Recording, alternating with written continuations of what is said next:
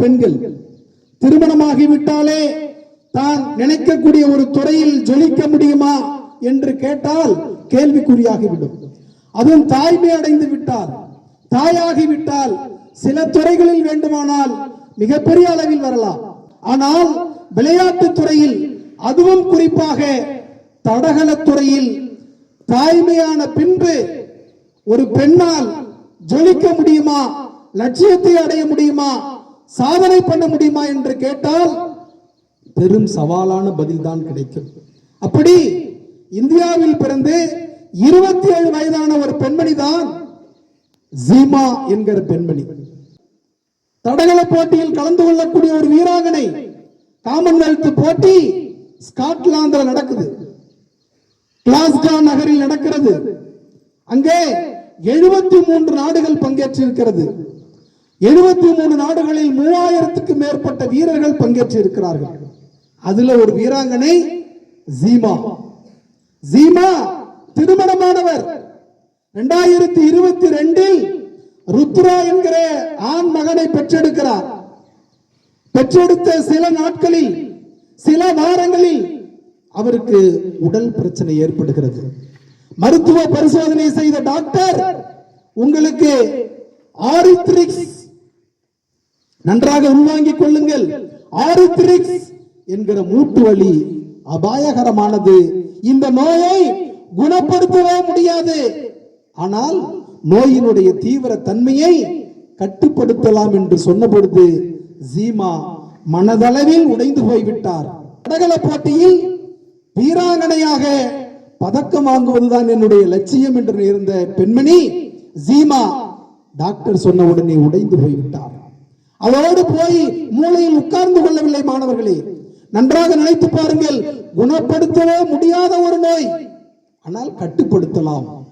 ஊறுகாய், எலுமிச்சை போன்ற உணவுப் பொருட்களை எடுத்துக்கொள்ளாமல் சிறிய அளவிலான உடற்பயிற்சிகளை செய்து கொண்டால் இந்த நோயை கட்டுப்படுத்தலாம் என்று மருத்துவர்கள் சொன்ன பின்பும் கணவருடைய ஆலோசனைப்படி, கணவர் கொடுத்த பயிற்சியால் தடகள வீராங்கனையாக மீண்டும் மீண்டும் பயிற்சி எடுத்தார்.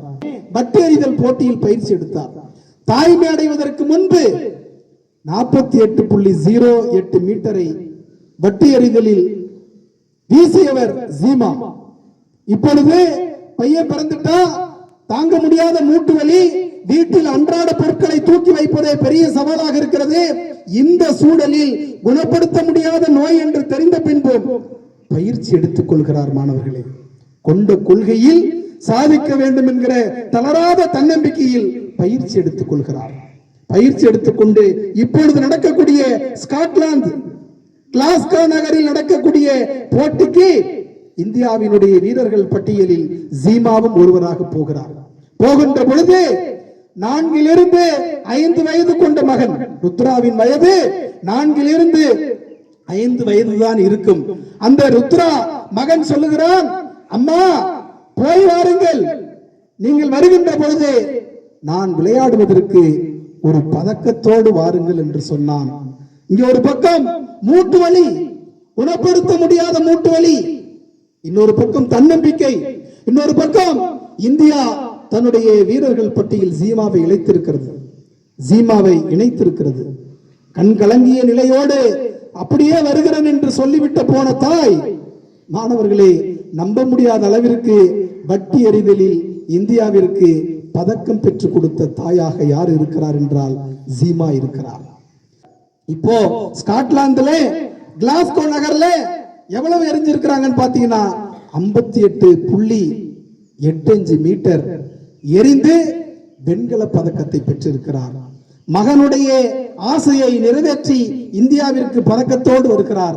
இதை நீங்கள் எப்படி புரிந்து கொள்ள வேண்டும் என்றால், மகனுடைய கோரிக்கையை, மகனுடைய ஆசையை, மகனுடைய விருப்பத்தை தாய் நிறைவேற்றி விட்டாள்.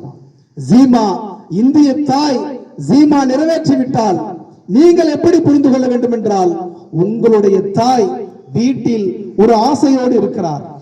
உங்களுடைய அம்மா அப்பா வீட்டில் ஒரு விருப்பத்தோடு இருக்கிறார்கள். உங்களுடைய அம்மா அப்பா வீட்டில் நீங்கள் பதக்கம், என்ன பதக்கம்? பாஸ், 10ஆம் வகுப்பு பாஸ், 12ஆம் வகுப்பு பாஸ் என்கிற பதக்கத்தோடு வருவீர்கள் என்ற நம்பிக்கையோடு இருக்கிறார். நீங்கள் அதிக மதிப்பெண் எடுத்து வாழ்க்கையில் சரியான முறையில் செட்டில் ஆக வேண்டும் என்கிற எண்ணத்தோடு உங்களுடைய அம்மா அப்பா இருக்கிறார்கள். எனவே அம்மா அப்பாவுடைய ஆசையை, விருப்பத்தை நீங்கள் நிறைவேற்ற வேண்டும். எப்படி ருத்ராவினுடைய விருப்பத்தை சீமா நிறைவேற்றி இருக்கிறாரோ அதே போன்று இங்க இருக்கக்கூடிய 430 மாணவர்களுடைய தாய் தந்தையர்கள் விருப்பத்தை நிறைவேற்ற வேண்டிய பொறுப்பு உங்களுக்கு இருக்கிறது என்பதை நீங்கள் தெரிந்து கொள்ள வேண்டும். மாணவர்களே, என்னவென்றால் அவங்க இந்த சூழலில் PhD படிச்சிட்டு இருக்கிறாங்க. உடற்கல்வி டிபார்ட்மெண்ட் சௌத்ரி பான்சிலால் யூனிவர்சிட்டியில PhD பண்றாங்க. ஒரு பக்கம் படிப்பு, ஒரு பக்கம் விளையாட்டு, குடும்ப பராமரிப்பு, குழந்தை பராமரிப்பு என்று பல பணிகளை செய்து கொண்டு சாதிக்கிறார். நினைத்து பாருங்கள், குணப்படுத்த முடியாத நோய் வந்த பொழுதும் கூட தன்னால் இந்தியாவிற்காக பதக்க வாங்க முடியும் என்று உறுதியாக நின்று வெற்றி பெற்றிருக்கிறார்.